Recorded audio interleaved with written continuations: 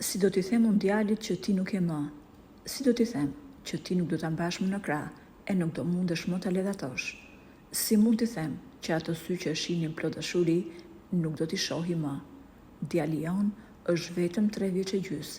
Si do t'i shpjegoj unë atij gjithë këtë që ka ndodhur? Këto ishin fjalët prekse të Silvies, ku bashkëshorti i saj u nda nga jeta krejt papritur.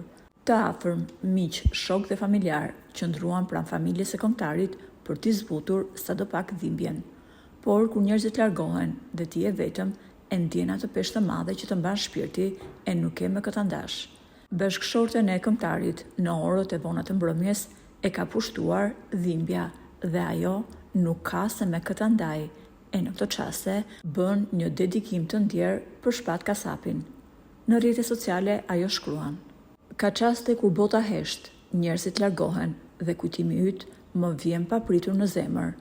Mendoj për ty dhe lotët më bien në sy, më kujtohet buzëqeshja jote dhe të ndjej afër, por më pas, kur kthehem në realitet, ndjej se syt i kam me lot.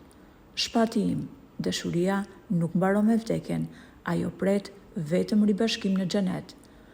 Dhe unë e di se një ditë ne të dy do takohemi përsëri, më prit zemra ime. Shumë djegës i kanë dërguar mesazhe ngushëllimi Selvies dhe i kanë kërkuar të bëhet e fortë.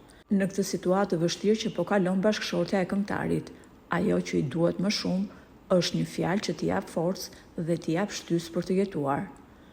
Edhe ju mund të lini një mesazh inkurajues për Selvien në komentet poshtë videos.